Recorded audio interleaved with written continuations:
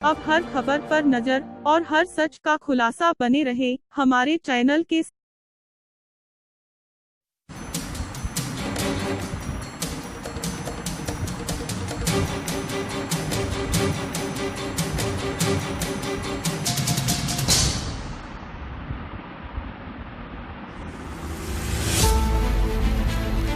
सिंह के पैसों को लेकर हुई हेरफेर के मामले में पूछताछ के लिए अपने दफ्तर बुलाया। इस पूछताछ के दौरान रिया उन तमाम सवालों के जवाब दे रही हैं जिनसे रिया इतने दिनों से बचने की कोशिश कर रही थी। ईडी के सामने रिया के पसीने छूटने लगे हैं। अब तक अपने प्यार के जाल में सुशांत सिंह को फंसाने वाली रिया ईडी के सवालों में ऐसी फंसी कि फूट फूट कर रोने लगी।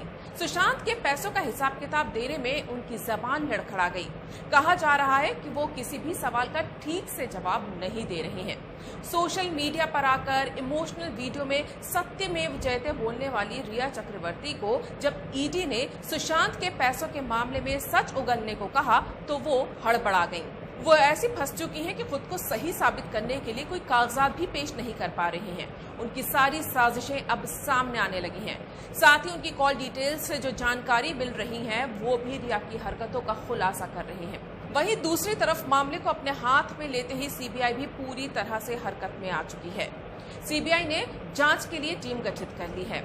सबसे अहम बात तो ये है कि सीबीआई की टीम में बिहार के अधिकारियों को भी शामिल किया जाएगा। यानी बिहार पुलिस ने मुंबई जाकर सुशांत केस में जो भी सबूत और गवाह जुटाए हैं, सीबीआई अपनी जांच में उसे भी शामिल करेगी। ये मुंबई पुलिस के मुंह पर एक तमाचे की तरह है।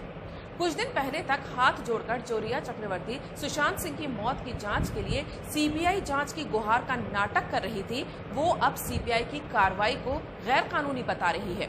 जैसे ही सीबीआई ने सुशांत केस में रिया चक्रवर्ती, इंद्रजीत चक्रवर्ती, संध्या चक्रवर्ती, शौविक चक्रवर्ती, सैमुअल मिरांडा और श्रुति मोदी के खिलाफ एफआईआर दर्ज की, रिया के वकील अपने मुवक्किल के राज खुलने के डर से बुरी तरह बौखला गए। रिया के वकील सतीश मान शिंदे ने इसे गैर कानूनी कदम बता दिया। रिया के वकील का कहना है कि सीबीआई बिहार पुलिस की देखरेख में चल रही जांच को आगे बढ़ाकर गैर कानूनी काम कर रही है। रिया के वकील ने कहा कि जब तक मामला सुप्रीम कोर्ट में है, सीबीआई को इस तरह की जांच नहीं करना चाहिए, खासतौर पर जब तक कि सीबीआई को मामले की जांच देने के लिए महाराष्ट्र सरकार सहमति नहीं दे देती, तब तक ये पूरी तरह से गैर कानूनी होगा और कानून के सिद्धांत से परे होगा। लेकिन चूंकि सीबीआई आधिकारिक तौर पर ये केस अपने हाथ में ले चुकी है, इसलिए वो जांच करने का भी अधिकार रखती है। यहाँ आपको बता दूं कि रिया के केस को बिहार से मुंबई में ट्रांसफर करने का मामला सुप्रीम कोर्ट में चल रहा है, जिसमें 5 अगस्त को सुनवाई हुई थी।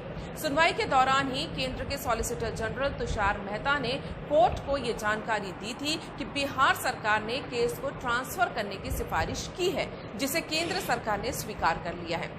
मतलब सुप्रीम कोर्ट को ये बता दिया गया कि अब मामले की जांच सीबीआई करेगी, जिसे सुनकर रिया के वकील उस वक्त इतना घबरा गए थे कि उन्होंने सुप्रीम कोर्ट से गुजारिश की थी कि रिया को गिरफ्तार ना किया जाए। मतलब वो जानते थे कि रिया चक्रवर्ती के खिलाफ जो मामले दर्ज हैं वे बेहद गंभीर हैं, लेकिन कोर्ट ने उनकी अर्जी खारिज कर दी। सुप्रीम कोर्ट में जो मामला चल रहा है वो जुडिक्शन यानी क्षेत्राधिकार का मामला है, जिसमें सुशांत केस में बिहार पुलिस और मुंबई पुलिस में से जांच करने का अधिकार किसे है, इसका फैसला होना है। सुप्रीम कोर्ट के पास ये भी अधिकार है कि वो केस को सीबीआई को सौंप दे। सुप्रीम कोर्ट ने सभी पक्षों से सोमवार यानी 10 अगस्त को अपनी अपनी जांच से संबंधित दस्तावेज पेश करने को कहा है। रिया चक्रवर्ती को लगा था कि कम से कम 10 अगस्त तक तो कानून के शिकंजे से वो बची रहेंगी, लेकिन ईडी ने उन्हें आज ही पूछताछ के लिए बुला लिया।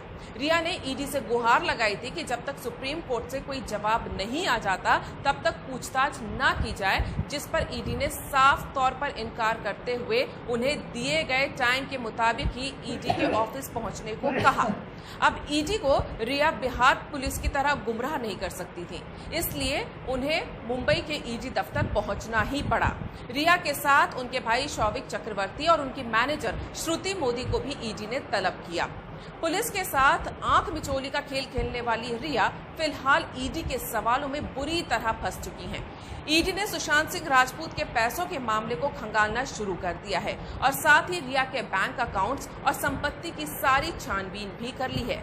रिया की कॉल डिटेल्स से पता चलता है कि रिया ने पिछले 1 साल में श्रुति मोदी से 808 बार फोन पर बात की। लिहाजा श्रुति मोदी का इस मामले से जुड़ा होना एक अहम कड़ी साबित हो सकता है। पिछले 1 साल में रिया चक्रवर्ती की नेट वर्थ 10 लाख रुपए से बढ़कर 14 लाख रुपए ही हुई है, यानी साल भर में सिर्फ 4 लाख रुपए तक ही इनकी नेट वर्थ बढ़ी है। ईडी को रिया के इनकम टैक्स रिटर्न के हवाले से ये जानकारी मिली है कि काफी कम कमाई के बावजूद रिया चक्रवर्ती ने मुंबई में 80 लाख की 2 प्रॉपर्टीज खरीदी। इनमें से एक रिया के नाम पर ही है, जबकि दूसरी प्रॉपर्टी रिया के घर वालों के नाम पर दर्ज है। अब तक ये पता नहीं चल पाया है कि रिया की इन दोनों प्रॉपर्टी का पैसा किसने चुकाया। मामले में गड़बड़ झाले को देखते हुए ईडी ने रिया से प्रॉपर्टी के कागज मांगे हैं। अब रिया को ईडी को बताना है कि ये पैसा उन्हें कैसे और कहां से मिला। सुशांत सिंह राजपूत की 2 कंपनियां थी, जिनमें रिया और उसका भाई शौविक चक्रवर्ती डायरेक्टर थे। ईडी सुशांत की कंपनियों के सीए से पहले ही पूछताछ कर चुकी है और उनके सीए के जवाब काफी गोलमोल थे। आपको याद होगा कि मीडिया के सामने सुशांत के सीए ने बोला था कि उनके अकाउंट में 14 करोड़ रुपए पिछले 1 साल में कभी थे ही नहीं, जबकि उनके इस बयान के कुछ ही दिनों बाद मुंबई पुलिस कमिश्नर ने प्रेस कॉन्फ्रेंस में बताया था कि जनवरी 2019 से जून 2020 तक पुलिस ने सुशांत के बैंक स्टेटमेंट की जांच की है, जिसमें 14 करोड़ रुपए के करीब थे। यानी सुशांत का सीए झूठ बोल रहा था। ईडी भी पूछताछ के दौरान सुशांत के सीए के जवाबों से बिल्कुल संतुष्ट नहीं हुई। अब रिया और उनके भाई शौविक चक्रवर्ती से कंपनी के पैसों का हिसाब मांगा जा रहा है। ये सारी जानकारी इसलिए बहुत जरूरी है क्योंकि सुशांत सिंह राजपूत के पिता ने बिहार में दर्ज कराई एफआईआर में सुशांत सिंह राजपूत के बैंक अकाउंट के ट्रांजैक्शन को लेकर शक जताया है। इस बारे में उन्होंने पूछा है कि मुझे अपने बेटे के बैंक स्टेटमेंट से पता चला है कि पिछले 1 साल में मेरे बेटे के अकाउंट में 17 करोड़ रुपए थे। इस दौरान उस अकाउंट से 15 करोड़ रुपए निकल गए। इस अकाउंट से रुपए ऐसे अकाउंट में ट्रांसफर हुए हैं जिनसे मेरे बेटे का कोई लेना देना नहीं था। मेरे बेटे के इस खाते के बारे में पता लगाया जाए कि कितने रुपए रिया चक्रवर्ती और उनके परिवार वालों के लिए ट्रांसफर किए गए हैं। रिया के कॉल डिटेल्स भी खंगाले गए हैं। रिया चक्रवर्ती के कॉल डिटेल्स के बारे में खुलासा हुआ है कि उन्होंने सुशांत सिंह राजपूत से पूरे साल में सिर्फ 137 बार बात की थी। वहीं अपने पिता से 1122 बार कॉल पर बात की थी। अपने भाई शौविक चक्रवर्ती से रिया ने पूरे साल में 886 बार बात की। सिद्धार्थ पिठानी, सुशांत के वो दोस्त जो मौत के वक्त सुशांत के घर में ही थे, उनसे रिया ने साल भर में 101 बार बात की। ईडी ने वैसे सिद्धार्थ को भी पूछताछ के लिए तलब होने को कहा है। रिया चक्रवर्ती ने अपनी मैनेजर श्रुति मोदी से साल भर के अंदर 808 बार बात की है। साथ ही सैंडी नाम के शख्स से रिया ने 537 बार बात की है। इस बीच रिया की महेश भट्ट से 16 बार बात हुई है। रिया चक्रवर्ती इस समय ईडी के जाल में बुरी तरह उलझी हुई हैं। तो वहीं बिहार की पटना पुलिस ने सुप्रीम कोर्ट में एक हलफनामा भी दायर कर दिया है। हलफनामे में बताया गया है कि रिया चक्रवर्ती सुशांत सिंह राजपूत को अपने घर ले गई थी और वहां रिया ने सुशांत को दवाइयों का ओवरडोज देना शुरू कर दिया था। रिया चक्रवर्ती और उनके परिवार ने सुशांत सिंह राजपूत को ये बताया कि सुशांत मानसिक तौर पर बीमार हैं, जिसके इलाज के बहाने सुशांत सिंह राजपूत को दवाइयों के ओवरडोज दिए जाते रहे। रिया के खिलाफ एफआईआर की गई। एफआईआर में सुशांत सिंह राजपूत के पिता के सिंह ने बताया है कि उनका बेटा फिल्म लाइन को छोड़कर केरल में ऑर्गेनिक खेती करना चाहता था, लेकिन जब रिया चक्रवर्ती को इस बारे में पता चला कि सुशांत ऐसा करने वाले हैं, तब रिया ने सुशांत को धमकी दी कि वो प्रेस कॉन्फ्रेंस कर सबको उनके मानसिक बीमारी के बारे में बता देगी, यानी एक तरह से ब्लैकमेल किया। बाद में जब रिया को ये पता चला कि सुशांत के पैसे खत्म होने वाले हैं, तब फौरी तौर पर रिया ने सुशांत के सारे डिटेल्स, कीमती सामान, बैंक के कागजात और पासवर्ड लेकर चली गई और सुशांत का नंबर अपने मोबाइल से ब्लॉक कर दिया। रिया से ईडी की पूछताछ में सारे सामान का ब्यौरा मांगा गया है जो वो सुशांत के घर से लेकर निकली थी। कहा जा रहा है कि पिछले 11 महीनों में सुशांत के अकाउंट से रिया चक्रवर्ती ने काफी पैसे खर्च किए हैं। इसमें उनके यूरोप टूर में हुई रिया चक्रवर्ती की शॉपिंग भी शामिल है। ये यूरोप टूर की जांच बेहद जरूरी है, क्योंकि अब तक सुशांत के जितने भी करीबी लोग और रिश्तेदार सामने आए हैं, सबने एक बात पर जोर दिया है कि जब से सुशांत और रिया यूरोप टूर से वापस लौटे थे, तभी से सुशांत की तबीयत खराब रहने लगी थी। रिया उन्हें किसी से मिलने नहीं देती थी, उनके परिवार से भी उनको दूर करने लगी थी। उनके पैसों का सारा हिसाब किताब भी रिया ने अपने हाथों में ले लिया था।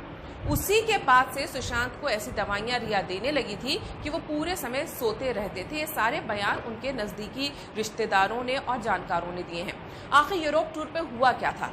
सीबीआई इस बात की भी जांच करेगी। कुल मिलाकर सुशांत के पैसों को हड़पने और उनको मानसिक तौर पर बीमार साबित करने की अगर रिया चक्रवर्ती ने जो भी